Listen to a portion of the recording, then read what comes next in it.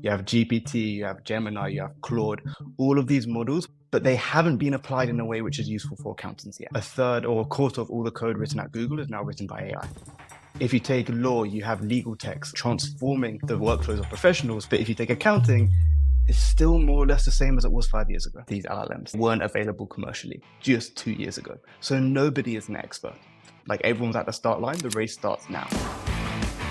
We've got something from Xero. They've extended the availability of classic invoicing to the end of February 2025. Agicap announced a €45 million Series C funding round. A new study showed that there's a 21% reduction in demand for freelance jobs that are automation prone and don't require consistent human attention. Xero released their small business insights for the quarter ended September. TaxCalc took a multi-million-pound investment from Symphony Technology Group's Allegro fund. Roveel and Joiin have announced a partnership. Moss has partnered with Airwallex to enhance and streamline their global payments. It's really difficult to hire junior staff.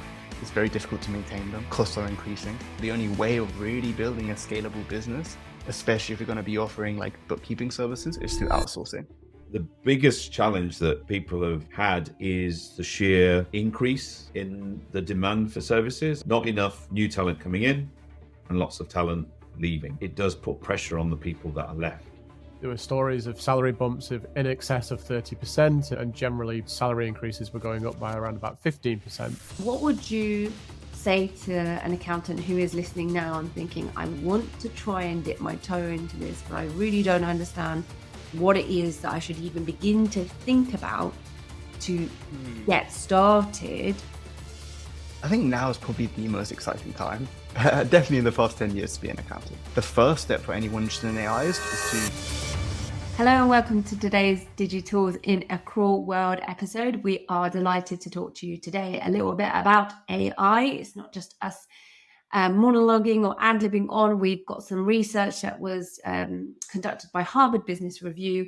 We're also talking to Ruben Steenkamp of Briefcase.io, who is building his own LLM, and to talk about the complexities and nuance around that and how AI in general could be used in your business to help improve the efficiencies, the different use cases, where it has been proven and the research around it to show that it's actually delivering value now, and perhaps could form part of your 2025 roadmap or plan in terms of how your business could continue to make the same gains that some of the other businesses that we will explore with Ruben are doing.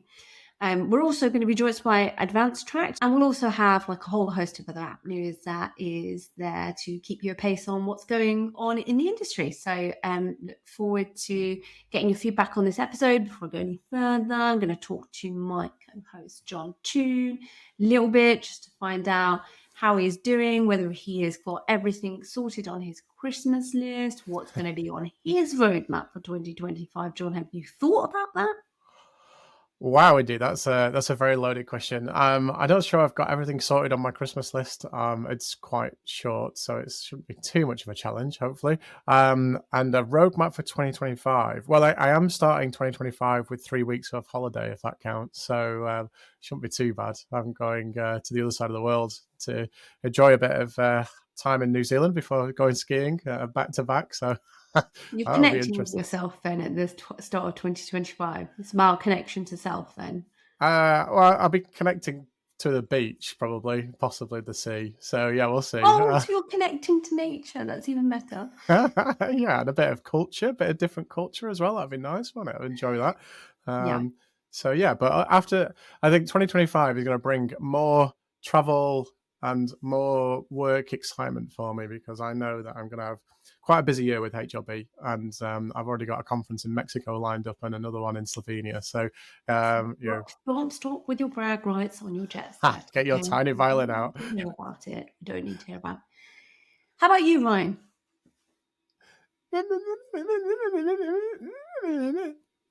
That sounds really interesting, Ryan. I'm delighted to hear that you're taking on new challenges. Tell us more about ice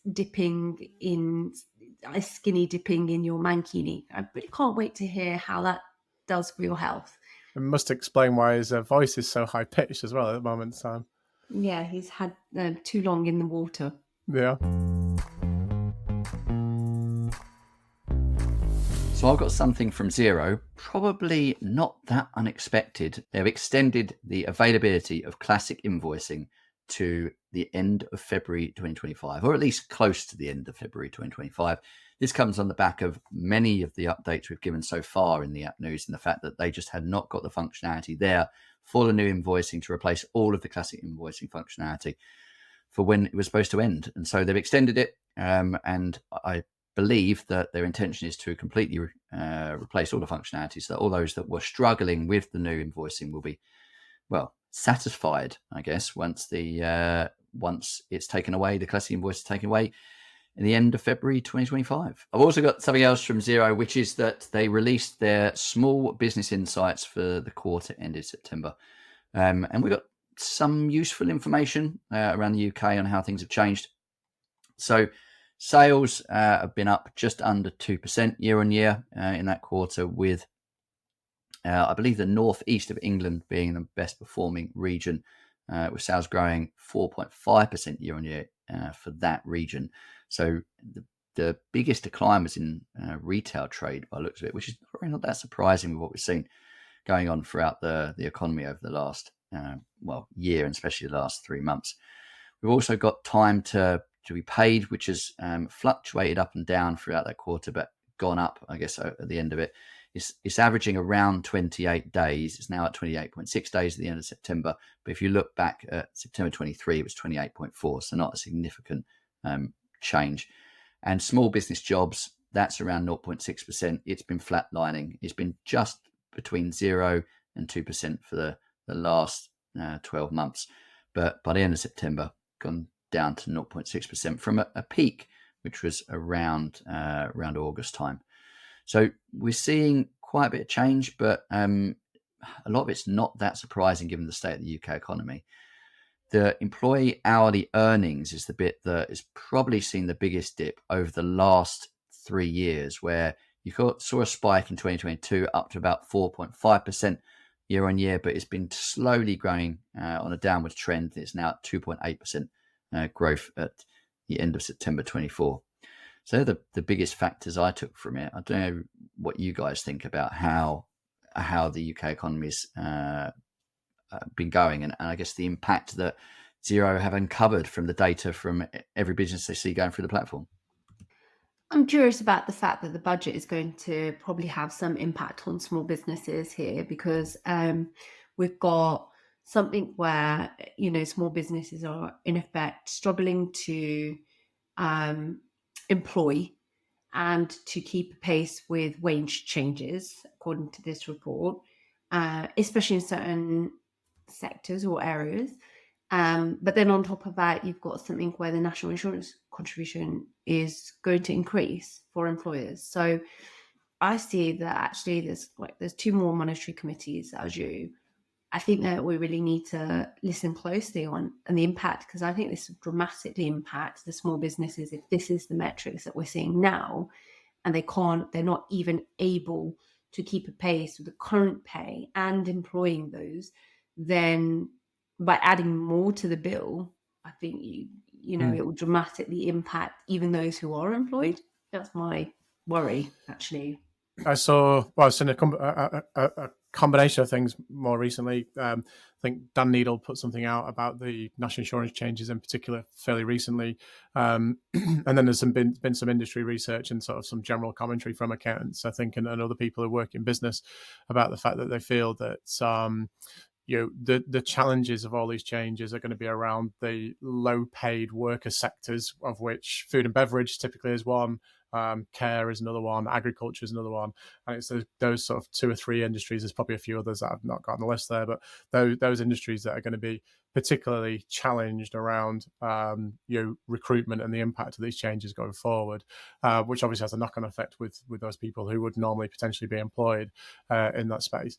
I guess also some of those industries do operate 0 hours contracts and things like that, and that's another thing that Labour have said they want to look to abolish or to minimise practices around that as well. So there's going to be more changes around there. I guess there's a compensatory effect of things like minimum wage and living wage going up as well, but equally that's just going to pile more pressure on in terms of where do you how or where do you recruit from in that kind of bracket of the market. So yeah, it's going to be interesting to see that. I mean, I would say though that those sectors certainly care anyway at the very least, and food and beverage to a degree has been able to pass on price rises reasonably easily in the past, and been able to adjust their compensation as a consequence.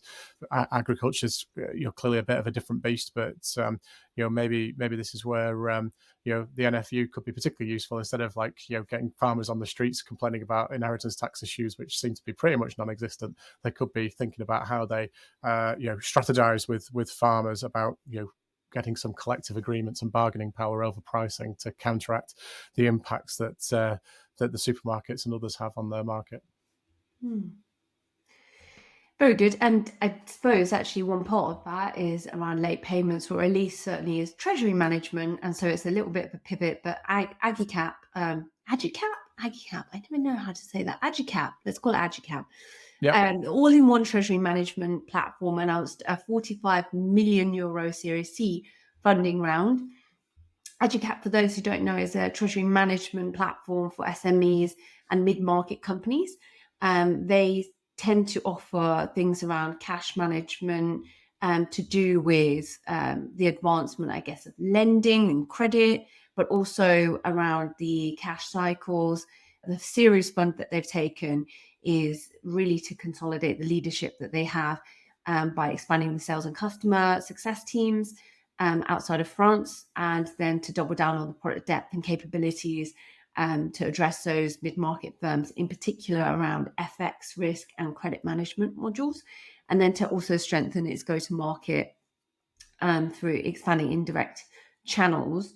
I am quite excited to see that they're really starting to turn the needle here on making it a priority for CFOs, so that they understand that actually there's a lot of manual tracking and time-consuming tasks around treasury management across the company, and instead that they can use the data and the bank connectivity to then extend what is like a lending proposition.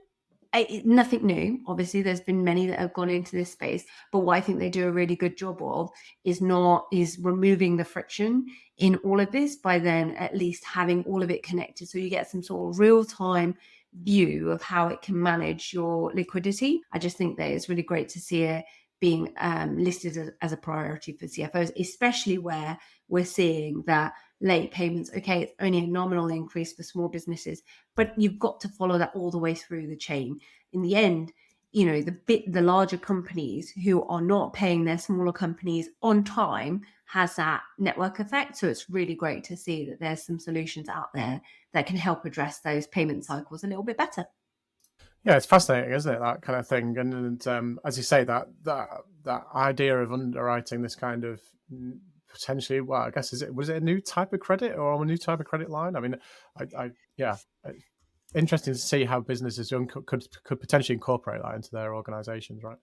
It's not exactly a new type of credit line, but I think that a lot of these things are to do with cash management in a real-time way, where it's not necessarily attached to, when you've got something that's lending, you either have something that can be a loan, which then when it's a loan, you're advancing it, hoping that the business is using it for a particular purpose. Then you've got other solutions that will say, okay, well, you have got to have the right type of commercial paper to advance the money. But what seems to be a shift is the ability to have a lending instrument that understands the affordability of your business relative to all the other credit arrangements that you have. Also, based on your history and your relationships with other systems like ERPs or banking, etc. So you take all of that data, and then you don't necessarily need to find this supplier or this customer as the paper that you're selling, but instead it looks at your holistic view of how you operate, how affordable you are, and then is able to attach some sort of revenue-based financing. We've seen loads of those revenue-based financing models come out, but most of them only apply for SaaS businesses. What ends up happening is if you don't have that type of model, you fall outside of their scope. I think these guys are at least trying to find those people who fall outside of that. ERP in particular is around purchasing behaviors. So there'll be, I think, a rise in the different types of lending instruments that will come onto the market. And I think it's quite exciting if there's investors willing to back this to the tune of 45 million. I think it shows you that they've got something that could really work for a big portion of the market that perhaps fall outside of some of the alternative lenders that we've seen at the moment that have, had some success. Yeah, no, I find all this fascinating. I mean, I was at a free agent event the other day, and just talking about their relationship with NatWest and the metal, and and the amount of data that they've got there potentially to be able to leverage that to offer some kind of additional funding lines or enhanced funding lines, or even lower cost funding lines as a consequence of just being able to see that data in real time going through an account system. I think there's a real missed opportunity there for whether it's NatWest or for free agent or a combination of both. And I'd be interested in seeing something like that come to market as a consequence. True. It's also, though, how it's scored. I could talk about this subject for too long, and so maybe that's time for a different episode altogether, where we talk to the guys at Capitalize, because they work on scoring, and it's how recognized some of that is in terms of like the banks. To our last interview that you did with Sophie Hossack from Alica, we know that there's a bit of a gap there where it comes to understanding how to present the data so that a bank understands it better. And there's lessons that could be learned in terms of how those banks are leveraging data to do the scoring themselves versus taking into account other scores that are recognized in the industry. But let's move quickly, because we've got some news from TaxCalc as well, who took a multi-million pound investment from Symphony Technology Group's Allegro Fund. It's a private equity firm based in London and California, and TaxCalc has been hailed as like a good opportunity for them to continue expanding out and develop more in the form of charity accounts, release of charity formats, and a company secretarial product, which I wonder if that is triggered by the fact that we saw our guys at Inform Direct acquired, and whether there's some need to then try and move away from relying on other third-party providers, ? Either which way, that's an undisclosed sum of money, and it looks like that investment was made this year so that it should help them to continue on their 40-year journey in the tax software space. Yeah, and this came out a little bit out of the blue, because do we know how much they've sold? I know there's no detail about the amount, but is there any idea of what level of investment's been taken? Because I would guess it'd be more than 50%, but it doesn't really say, does it? Nada, not a thing. I mean, recorded revenues to date of 13 million, with an operating profit of 1.85 million and 11,000 accounting firms who use the product. So not sure. It must be enough that it's made a news headline. So I imagine it's not a small amount of cash, but it's also, I guess there's, they didn't really go into a lot of that depth that I'd see on some of the typical raises that we see. What do we see? They raise the money. And why do they raise money, John? Because they want to invest in AI. There's some sort of like edge to do with, okay, we're going to use this and we're going to build new form of tech. And they're building and they're taking this investment for something that I think is quite a staple item. I spoke to some of the senior TaxCalc guys a reasonable while ago, probably before the summer. Gosh, I can't remember. Yeah, definitely before the summer. And, there was talk then about, how they were potentially looking to, position the business maybe for a sale. Not, investment wasn't really being talked about, but a sale was being sort of, discussed. Not, it definitely wasn't necessarily nailed on. It wasn't like the business was looking for an exit per se. But you're right. It hasn't really changed their roadmap. This, I mean, maybe apart from the COSEC requirements, because like you say, the Inform Direct might change. Might have influenced that, if I can get my words out. But building out charity accounts was definitely on the roadmap and is expected to be launched in the summer of next year. I think they're going to, maybe with this investment, that allows them to invest and go a little bit more quicker to market, and that will definitely be of interest because TaxCalc in particular were picking up a huge amount of work from Iris, as a consequence of their botched launch of Elements. Talking about Iris Elements and the launch of that, did you see that Keytime is going to retire? I like talking about software as if it's like a person. Keytime is going to retire. It's so lovely, isn't it? In 2025. Yeah. Well, I mean, I guess I think it's not just Keytime, but it was something else as well, wasn't it, that Iris had mentioned? And these are both products that they acquired a long, long time ago. One of the earliest acquisitions I can remember, anyway, at least. And they just decided to mothball these products as they're not going to keep them up to date with legislative changes, have they? And I guess they would argue again that they've got better, more modern, more recent acquisitions or products that they've built that will be going out on the Elements platform for customers to use. And it's really a matter of whether or not Iris can demonstrate that their replacement products are as good as the ones that they're getting rid of. And I think that's the challenge that they continually tend to face. I've got some other news, which is all about AI. I can't believe we haven't spoken about AI for so long on this, but there's some news that came out about the use of generative AI tools and how they are impacting their job market. And a new study showed that there's a 21% reduction in demand for freelance jobs that are automation prone and don't require consistent human attention. Now, the research was done by the Harvard Business School, the German Institute for Economic Research, and Imperial College London Business School.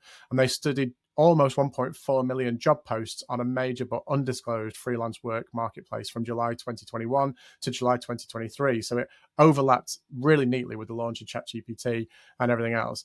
And they found that the demand for those kind of roles had dropped by 21% in just 8 months after the launch of ChatGPT in late 2022. So hopefully they've adjusted, and I'm sure they will have done, but they've adjusted for economic conditions and other factors that will have gone into this. And the jobs that were most significantly affected were writing jobs, then ones that are built, ones for software, app development, web development work, as well as engineering type jobs. I actually feel like most of my team who I recruit or anyone that I speak to, I often ask them, what do they go to use AI for? And if they don't really have a great answer for it, I generally tend to use that as a litmus test for how well they're prepared for the future of work that we're going into. I personally use it for multiple use cases. Absolutely. When it comes to production of content, when it comes to verification, even in terms of like whether you're looking at documents, areas that you don't understand, processes that need to be redefined, better defined. I think that there's multiple use cases for it. And I just think that one of the things that we should all look into is how we can enroll into more prompt engineering, or at least prompt academies. I think that's something that we should all take as homework for the Christmas period. Anyway, moving on from there, we'll go completely out of left field with this and go to something totally different. And Roveel and Joiin, I'm never quite sure how to describe this business, have announced a partnership or a collaboration between their two products. So just a bit of background for anyone not familiar. Roveel is a reporting software that's originally started out life as being built for Sage products, so Sage 50, Sage 200, and have recently, in the last 3 or 4 months, I think it was, integrated into Xero and formally launched their Xero products from that side, and will launch into some of the other cloud-based products as well. And they're really a kind of a dashboarding tool that allows you to pull the data out of Sage products, report on it in a better way than you can do within Sage, because they've obviously played around with multiple different ways of trying to present it and then given up on quite a lot of those. And it gives you drillable data as well, so it's not just a standalone Excel report which you then lose all interconnectivity with. Joiin is a reporting tool that's quite popular. A lot of people allows you to do all of the usual financial reporting stuff that you'd be familiar with, so P&L, balance sheet, cash flow, etc. But it also allows you to do consolidations as well. And this is the real power of being able to connect these two products together, is that you're going to be able to take data out of Sage 50, Sage 200, which you can't really connect too easily into other reporting products. And you're going to be able to start to do some of those things that's available to everyone else on the market, basically. So this is kind of like a backwards compatibility approach, I see it as. And we've seen these being quite successful, particularly where you've got businesses that are on a Sage 50 or a Sage 200 and really don't have too many great options about moving into better, more equivalent cloud products to kind of move their business forward because of they might be in a particular industry, or they might have particular integration elsewhere. So this gives them the ability to do this. And this is off the back of Roveel integrating with Complete Software, which is another reporting package that we've touched on in the past as well. So, I think Roveel have kind of got the secret sauce here of how do you make things work, in terms of, providing almost like a data layer for these other products in the market to then build what they can do over the top, which is the more complex reporting that maybe Roveel don't want to go after or don't have the time and resources to develop at the moment in time. And partnership in this way is a pretty neat way of doing it. I got one more partnership that I might top trump you on, just to see if that's a little bit better. You can tell me what you think. Get Moss. Moss has partnered with Airwallex to enhance and streamline their global payments. So Moss is a spend management platform that has different solutions, I guess card payments, that then allows you to manage like the payment of employees or procurement. Airwallex is obviously global payments and financial platform, and they've partnered together so that they can enhance their bill pay product that Moss currently offers, which gives it more coverage and covers the additional currencies. So they're able to initiate payments fairly quickly via the Moss user interface and have something that enables the end-to-end procure to pay and employee reimbursement workflow to operate a little bit better. It allows it to service businesses in 9 European markets.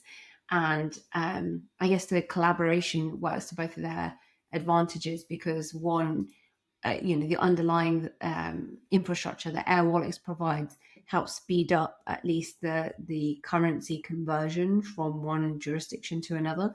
And Moss has obviously appealed to lots of different businesses. And something very atypical in that spend management space is the need to have like cross-domain use of the payments platform.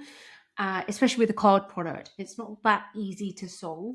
Airwallex seems to have covered multiple jurisdictions, and it's great that the partnership extends Moss's product coverage a little bit better, because it's quite complex to then manage what could be multi-currency, multi-jurisdiction. So I'm hoping that trumps yours, but we'll see. Remains to be seen. I still believe there's a gap in that market, but falls under spend management and what they all currently fulfill. You've got you've got Pleo, you've got your Spendesk, who made and announced a series of different cuts to their team a couple of weeks back. And then you've got, what's the other ones? Payhawk as well, right? Payhawk, yeah, but then you've also got all of the other stuff around the periphery, right? Like Wise and I guess Revolut as well to a degree, and a whole bunch of others. Right. And we had Expend actually, who we spoke about as well. So I'm still not sure which horse to back yet on that one. Yeah. I'm not sure if this does trump my news, but I think it's a good play from Airwallex, because I think Moss have got good coverage across sort of quite a lot of mainland Europe, and I don't know for sure, but I suspect that Airwallex might have struggled to penetrate that market a little bit, and so they can kind of piggyback off the success of Moss, and Moss vice versa can piggyback off the success of Airwallex, where they've probably been more successful sort of intercontinentally, if you like, in terms of being able to sort of penetrate Australian markets, some of the Far East, and a little bit of the North American market as well. So I think it's got the potential to benefit both of them really well.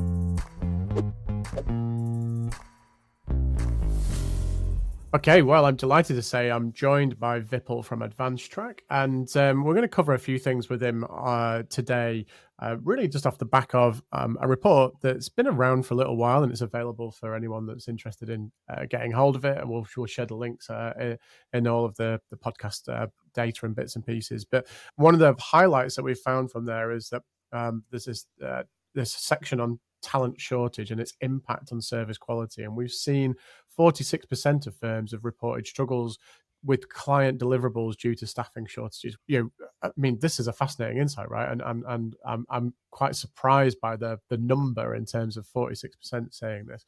But what do you think firms are going to have to do, or what are they doing, presently to mitigate service quality issues that are caused by talent shortages? The biggest challenge that people have had is the sheer increase in the demand for services. I think what COVID did was actually it made so many accountants step up in terms of what they were able to deliver, and perhaps because people were busy anyway, they didn't offer these multitude of services. I mean, how many times have you heard the line, I daren't go and speak to a client because they might give me some more work, and I don't do it. And there's an element of that. But I think what COVID clearly showed clients is actually, if I do talk to my accountant, they can help me. And I think what that's done is exacerbated the problem that actually there's fewer and fewer young people coming into the profession. There's more people leaving the profession, and COVID accelerated that. So if you look at the data that's in the report, there's about 300,000 left the US profession between 2019 and 2022. And in proportion, there's similar numbers for the UK. Yeah. And so what you've got is not enough new talent coming in and lots of talent leaving. So as a consequence, whilst clients are demanding more, there's fewer people to deliver it. And we all know technology is there and it's helping, but it does put pressure on the people that are left. I guess, we kind of have this view sometimes that technology can be a bit of a silver bullet, and yet, quite often firms don't always recognize efficiency savings necessarily as a consequence of implementing new technology. But do you think that technology implemented well can improve efficiency, or even improve, and do that without compromising client relations, or help with this quality issue that we're experiencing? Oh, 100%, 100%. I think, technology used well, and look, there'll be very few firms that can say they've implemented everything successfully. And if they say that, it's probably not true. So it's fair, but we're working in a collaborative world. People share good practice, and it's learning from those that have done it, implemented things, and then applying those in your firm, and it's trying to, and your client base, because depending on your client base will determine how successful we collectively are at delivering a better level of client service. Yeah, interesting. And I mean, I think during some of the interviews that you guys did as a consequence of pulling together this survey, there were stories of salary bumps of in excess of 30%, and generally salary increases were going up by around about 15%. So by dint of that, right, the staff resourcing that you've got, even if it is diminishing, is costing you more. But are they potentially then working on sort of lower value work as a consequence, or are the expectations of clients coming to firms, much more broad in their expectation, and what's the consequence of that? Is it clients that are driving this, or is it accounting practices that are driving this expectation? I think the clients certainly have understood that an accountant is an incredibly valuable resource. And the consequence of that is like, well, you did it for me 4 years ago, or whenever, in the pandemic, you helped me do a cash flow forecast. You helped me raise money. Yeah. And, we're not going to go into politics, but there are challenging circumstances that we all operate in as businesses. Yeah. And the consequence of that is businesses will need more help to actually get through the next few years. And it's, I guess, our responsibility as a profession to make sure that we're in that place that allows us to be that friend, if you like, that professional friend who supports our clients to make them, one, get through, and two, be successful. Because, let's be clear, successful businesses are what grow the economy. Yep. No, I completely agree. I think, I think that's a great place just to sort of wrap up there. And I guess I'd throw this out to our audience who might be listening and just sort of say, we'd love to hear from you. What are you experiencing in terms of talent shortages and the effects on your firms? Tell us about your war stories. Tell us about what you're doing to try and fix these problems. It'd be great to hear from you. But thanks very much, Vipul. Thank you.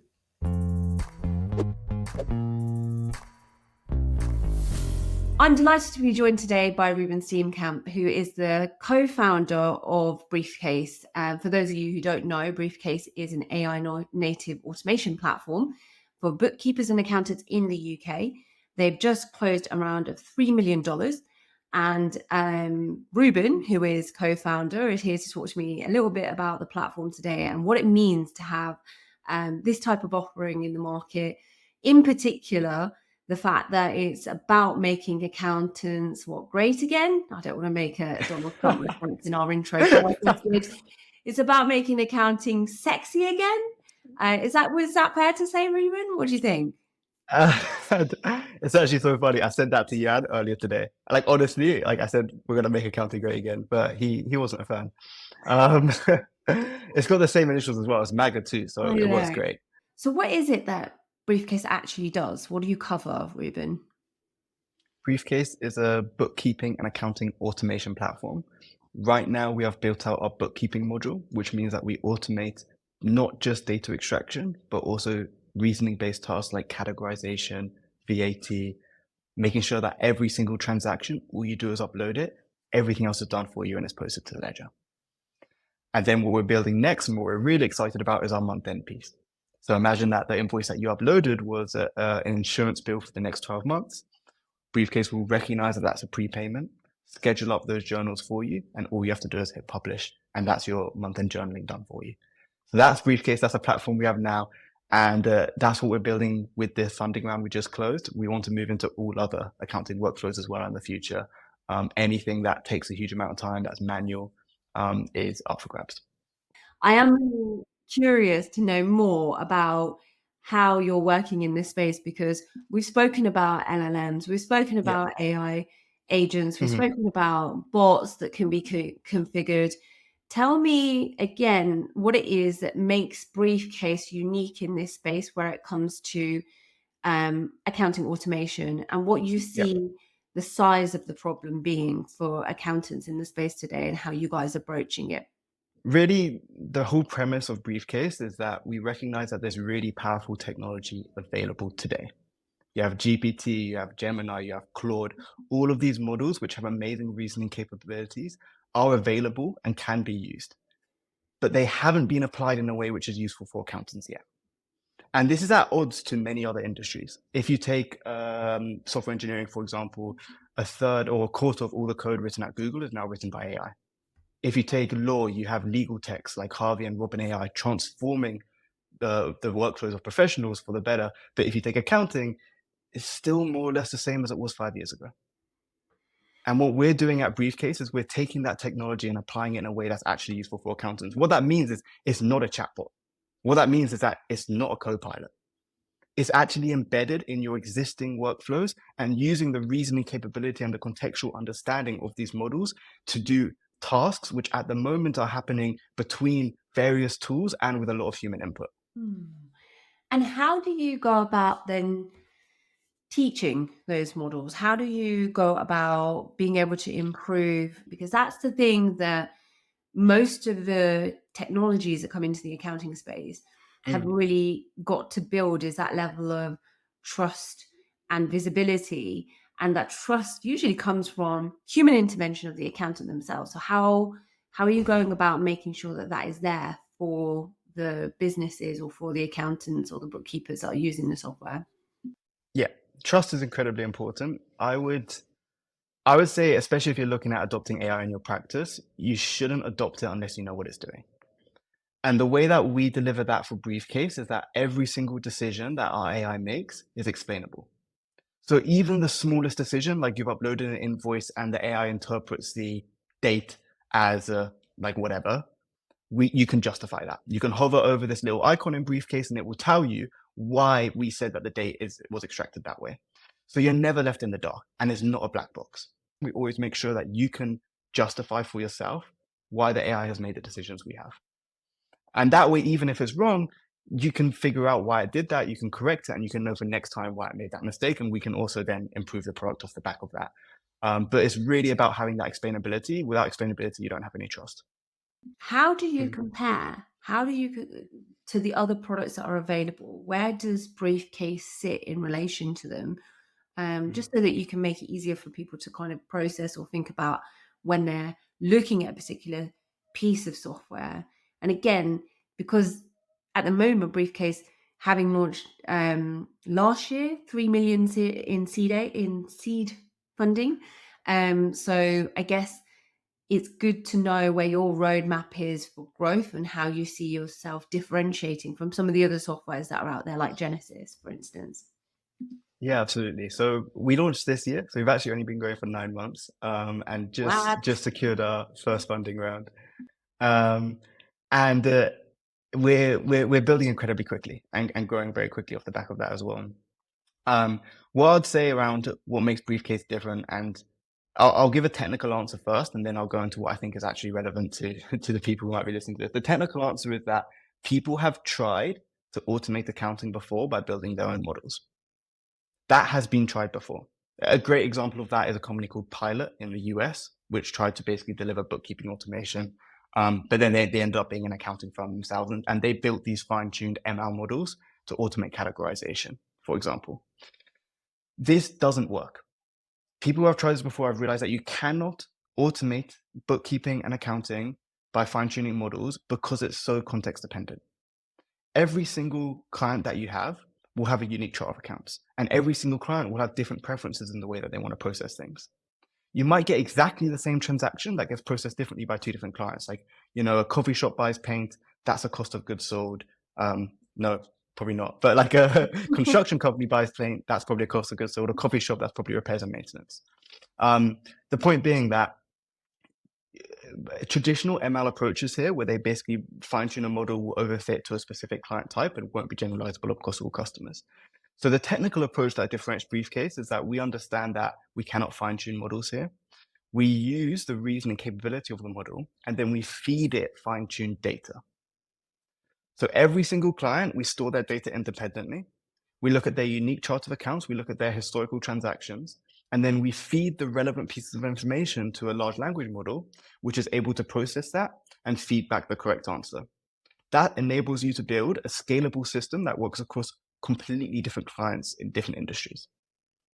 So that's the technical answer on what differentiates us.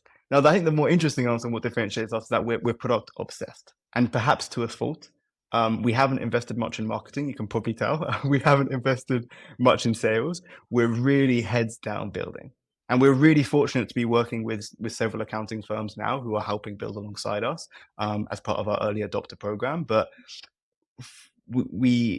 everything we do is about building the best product possible. That's what motivates us. That's why we started Briefcase, because we looked at the market and we felt like there wasn't any standout product, at least not in the past decade. And we want to build the standout product for the next decade. And every single decision we make is reflected in that. Like, we're looking at the small things that other people miss. You can add a ledger code in Briefcase while you're doing your bookkeeping that syncs directly with Xero. You don't have to go back to Xero and then add the ledger code, then come back to Briefcase and refresh, because that's a bad user experience. Little things like that, that's what sets Briefcase apart. You mentioned Xero there. So is that the first ledger that you'll be working with, or what's the intention for building that out as well? Yeah, so we're integrated with Xero at the moment. We also have a two-way sync with Xero, again, pretty unique, but in the sense that like you can update your transactions in Briefcase, they update in Xero. You can update them in Xero, they also update in Briefcase. We're building integration with QuickBooks, which we should be live by early next year. And then we'll also be building integration with Sage and eventually any kind of general ledger, which we believe could benefit from the automation that we're providing. Brilliant. And what's the intention now for also the raise, I guess? How are you spending your pennies? Hopefully not on too much marketing, but yeah, just in terms of growing out the team and what their specialisms will be. Yeah, I mean, we could indulge ourselves a little bit. We are attending Fab, DAS, and Accountex next year. But beyond that, we're looking to really spend the money on product, which means that we're hiring a team of killer engineers. We're hiring product experts, people who really understand in and out, both the technology and hopefully the domain as well of what we're trying to build. And we're going to use them to essentially build out the platform, both to support our existing customers and to onboard new customers. It's really interesting that you talk about product because that's the domain, but I am quite curious, and we spoke a little bit about this, but how do you get experts for AI? It's like having Facebook created a year ago and then saying you want to hire a social media guru, which to me is still, we're so new in that. So how do you recruit? Yeah, this is such a good question. I think people forget because so much has happened, but like 2 years ago, there wasn't these LLMs, like they weren't available commercially just 2 years ago. So nobody is an expert. And in some ways that's a blessing because what it means is that you've had this universal leveler where everybody is reset to the same playing field. And that's exactly why companies like Briefcase can exist. And that's why we're not worried about people like Xero or QuickBooks or all of these kind of incumbents doing something similar to what we're doing, because we know that everyone's reset to zero. Like everyone's at the start line, the race starts now. What does it mean when hiring? Well, it means that there's no benefit to hiring somebody who's got 10 years of experience because they don't have 10 years of experience in building on top of LLMs. So really what we tend to look for, especially for the roles which are roles that wouldn't have existed a couple of years ago, things like prompt engineering, building evaluation functions. We're hiring kind of like a product ops position, which encompasses both of those things. That role, I think, is best suited to young people who are hungry and have incredible growth trajectory. Because you're kind of taking a bet that they're going to become the experts. In 10 years' time, they will be the person that Xero will look at when they decide they want to build their own AI. That's kind of how typically these cycles work. Wow. Do you think that is a real reality? I mean, you have investment from one of the founders of Penny Lane, as an example. Penny Lane being an accounting software in France, which I personally think is bucking a trend there because they have introduced all sorts of different functions that we just don't have in some of the accounting softwares here. Notably, like I bang on about financing a lot of the time, but I love the fact that they really understand cash flow and have therefore built something like lending into their product. They're clearly seeing something of value as well here in AI, and the fact that they've already made an investment into Briefcase, in and amongst many others, obviously. But are there, from your perspective, is there a real intention for some of these accounting softwares to rival one day what you've built, or how does that fit with the nature of who owns the data, and therefore how do you risk yourself from the fact that data could be taken away or that link could be broken in some way? Yeah, I think what brings us all together, which is probably more important here, is that we're all solving problems for accounting firms. And the accounting firm that Briefcase solves is very different to the problem that Briefcase solves is very different to the problem that Xero, Penny Lane, or another one of these ledgers solve. One of the things that we're seeing in the industry is that, it's really difficult to hire junior staff. It's very difficult to maintain them. Costs are increasing. The only solution or the only way of really building a scalable business, especially if you're going to be offering like bookkeeping services, is through outsourcing. And that comes with all sorts of other problems around the cost of it, around the management oversight required. That's our competition. That's where Briefcase comes in. It's replacing these manual workflows that sit on top of these existing general ledgers. So I think there's actually a lot of synergy between us. And I think that's what we're seeing at the moment with the relationship that we're building with Xero. Another thing to bear in mind is that like these ledgers are also building AI. Xero is building JAX, for example, but they're building a conversational AI. So not the same kind of embedded solution that we're going for. They're building a system so you can message Xero and say, hey, how much did I spend last week? And it tells you, which is helpful for different reasons and in different purposes. But for that to work, it needs good data going into Xero. So for that to be a success, you need a much smarter data entry, bookkeeping automation solution to exist in order to make sure that all the data that's being fed into these platforms is super high quality and has the correct categorization, the correct VAT applied, all without a human even looking at it. Brilliant. And that's where I think like there's a lot of interest from the incumbents to kind of work with platforms like ourselves.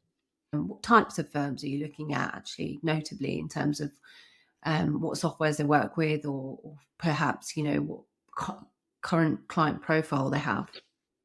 Yeah, we have an early adopters club right now, which is really exciting. So we have some amazing accounting firms that are part of that, and we are onboarding new accounting firms every single week to join us. Really looking for those first movers, the people who are willing to take a risk, the people who are excited by what AI can bring to the industry and want to be part of that journey.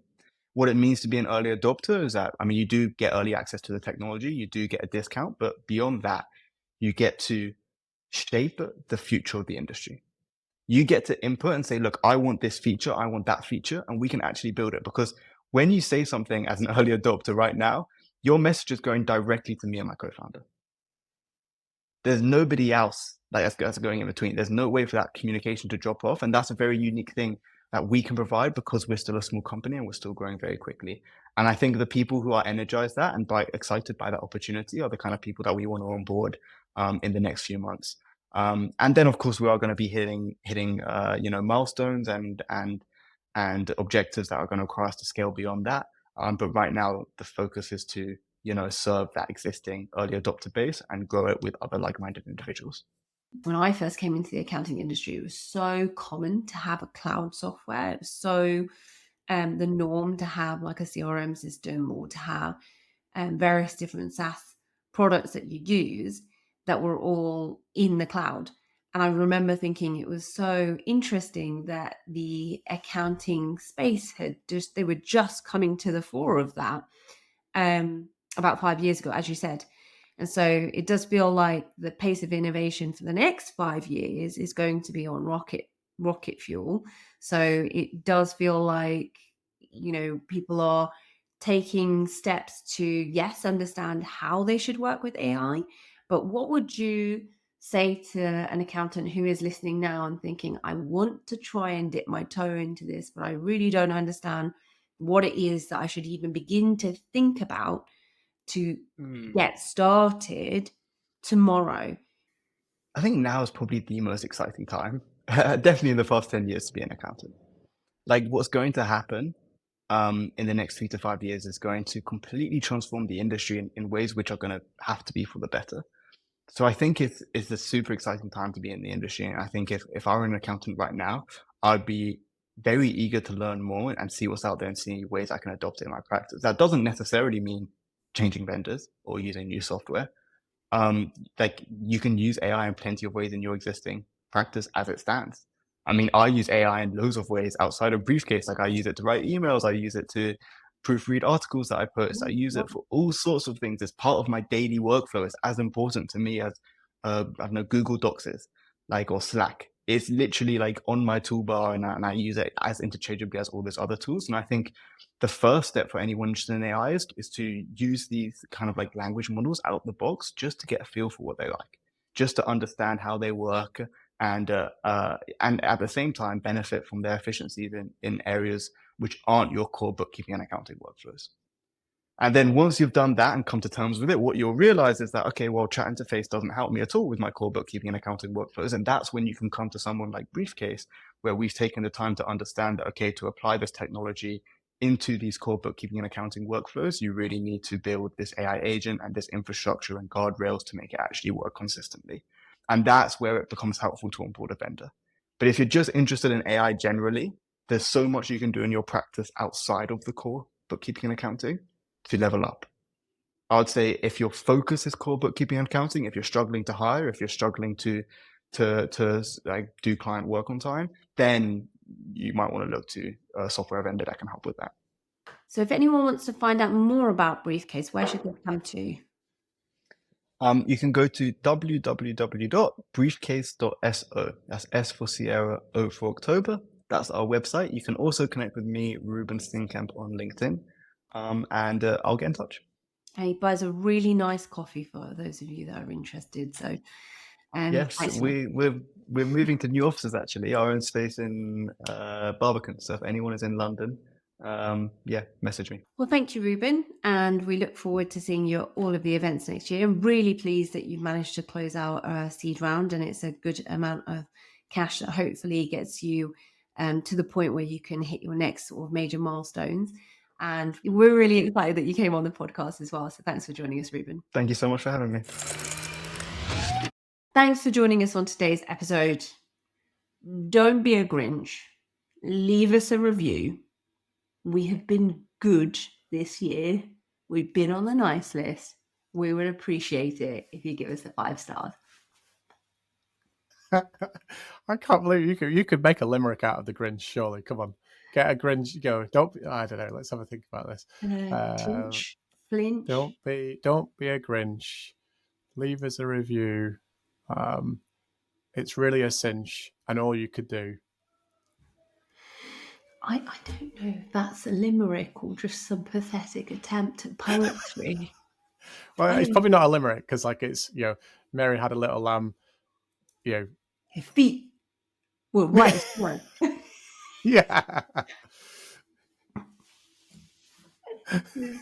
Okay, we need to stop wasting time now, John. Goodbye. You are the weakest. Bye. Bye.